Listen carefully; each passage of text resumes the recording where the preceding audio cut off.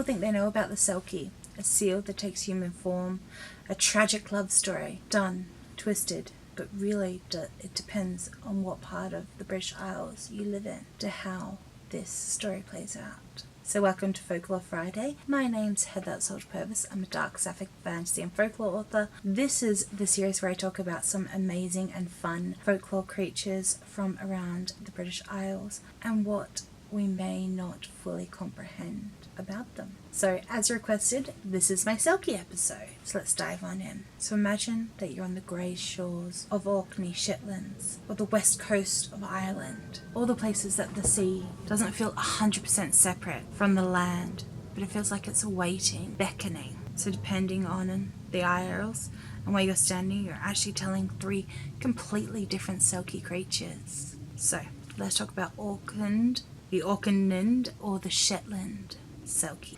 So this is the classic one that most people picture. A seal that comes ashore and sheds its skin on land and becomes human only temporarily. The skin is everything to this creature. Without it, they cannot return home to their sea. Dark traditions are a realm, and this is where it gets a kind of twisted.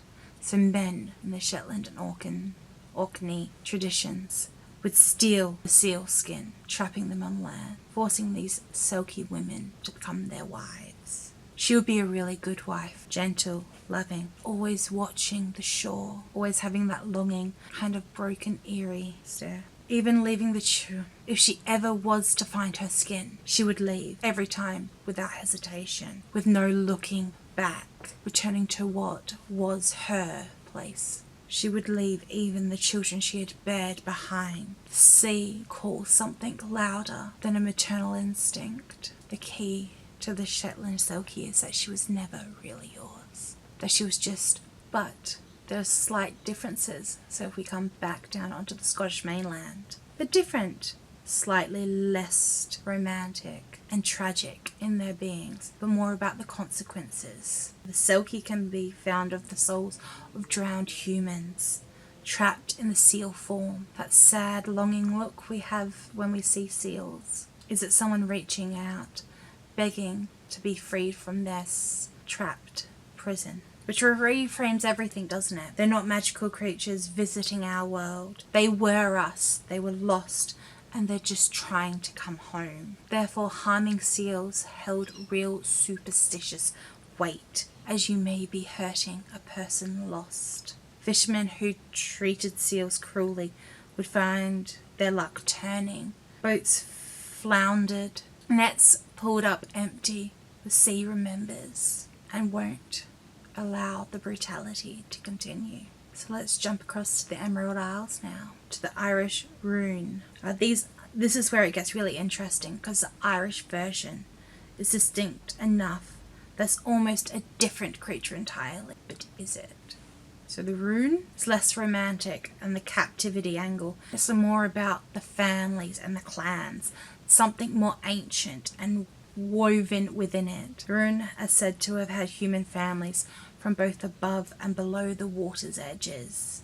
Children born of the Róin unions often had webbed fingers or a love of the sea that never truly left them. Some Irish coastal families named Róin ancestry as a particular point of the pride and not a shame. It's a very different feeling to the Orkney tradition, less tragedy, more mystery and belonging. So let's talk about it. Which of these is the real Selkie? Are they all just dressed up in a seal's skin? They're all of this different, or are they all the same? Folklore isn't really a true trapped document, is it? It's a living, breathing, changing thing, like a coastline. What they were shaped, the sea itself. It claims people. That's the pull, that it doesn't let go. And always, people caught between two worlds never truly belong to either, do they? Which is very different to what we've talked about previously. This one's more on this one has very different tales across very different things about transformation of a person, about claiming and trapping and twisting things and acting upon them rather than them acting upon us. So this is why I keep coming back to creatures of the British Isles within my writing. I love the truly dark and folklore creatures that live in the shadows. if that's something you'd be interested in. I have Her Daffodil Queen, Mist and Memory.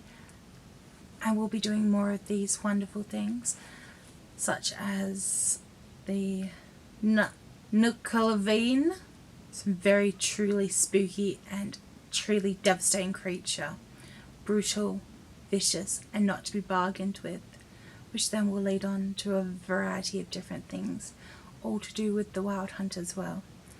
So let's let love bloom in the dark, and I'll be around for another Folklore Friday very soon.